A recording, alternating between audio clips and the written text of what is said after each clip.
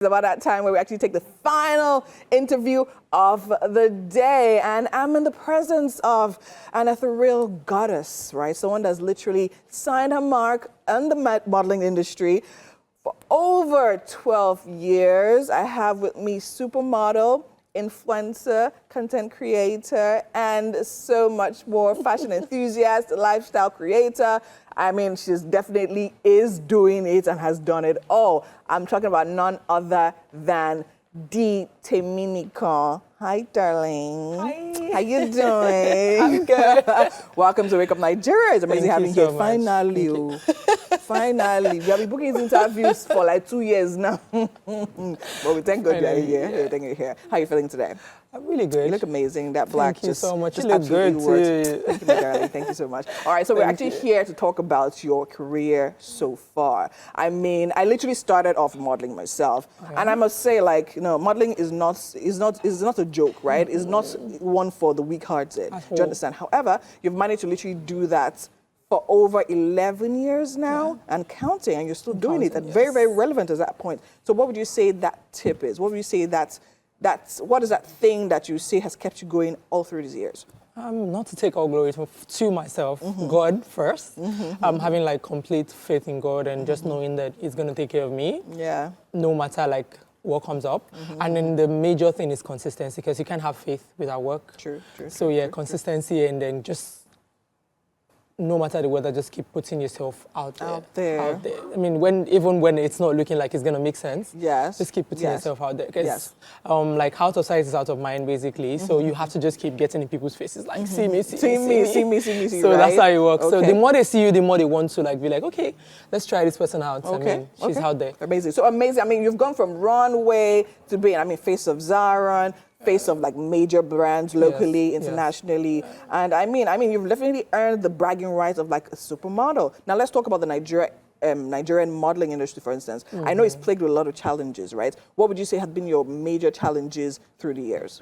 I mean, the first one is usually I don't know if I should call it a stigma. But it's like the assumption that people have that, the kind of, what I say, character comes with the job. Okay. So people just see you and then automatically like assume that you are wayward. Yeah, and then they just come and like, I just can be a model, because, I mean, are you guys not prostitutes, or are you like escorts? Yes, true. I mean, it's so how do you deal with that? Like, how have you dealt with that all through?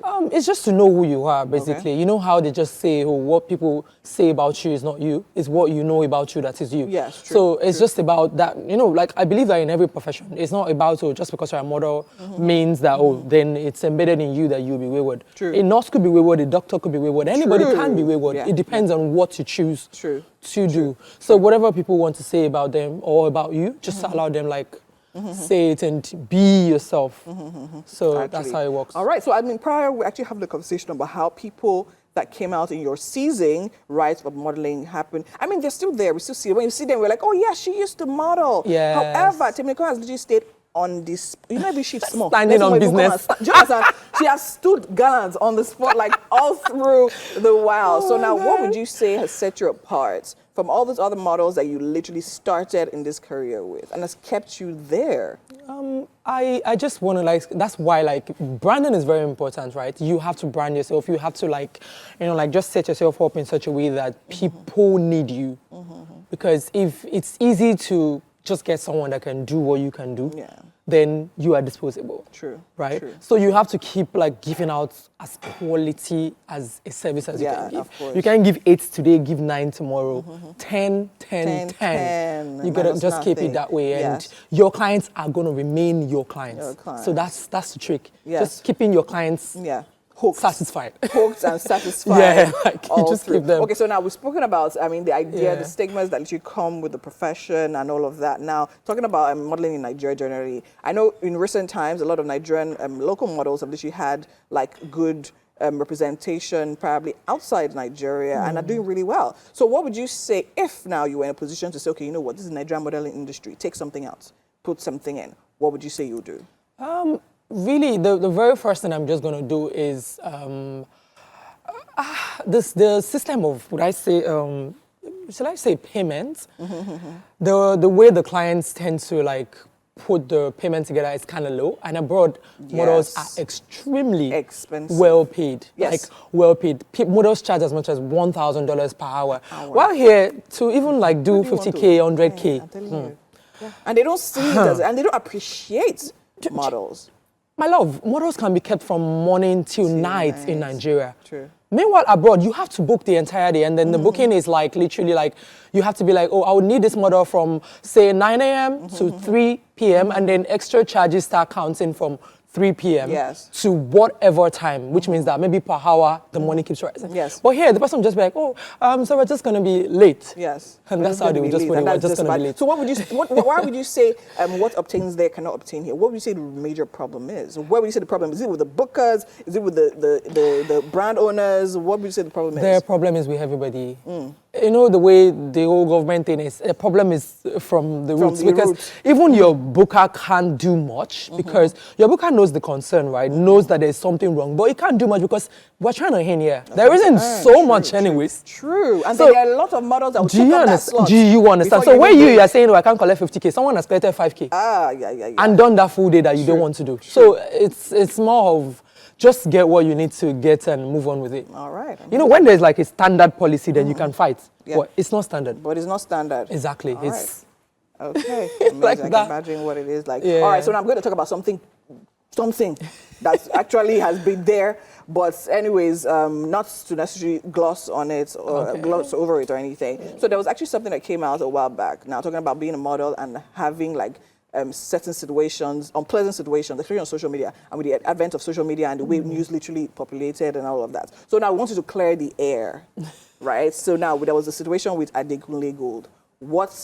Can we ask you what really happened? What is your own side of the story? Just tell us. Just forget that there are cameras here. Just talk to me as a sister, one-on-one.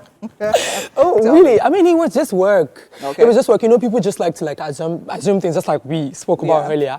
It was work, and we're both being professional. Okay. You know, like it's just. I mean, you have to make these things look realistic. So that's. I guess people just cut out their own stories from here and here and here and just join these and just roll it together to just make it sweet. I mean, storytellers still have to eat, right? True. So, very true. And now that's the problem that we have in this part of the world. Yeah. How people literally just bite and just put together. And just put together. And you ruin, you know, people's lives, people's homes, in the process, people's careers. Which is just... But would you say that affected you negatively in any way? Of course. I mean, I lost major deals. I had this deal, like about 3.5 million at the time. Wow. I was going to sign, and we had a meeting. Imagine when your client has set a meeting for, let's say, Friday. And it happened in the morning of that Friday. And I started calling the clients. No response. No response. No response. About an hour before the meeting, I was just like, oh, we just had to postpone the meeting. In my mind, I'm like, oh, you know exactly I get what's it. going on. Are you serious? So it was really messy. I lost a lot of deals, and you know, even friends heard a lot of things happening. You know, I started hearing things that even me I didn't know about myself. Oh wow,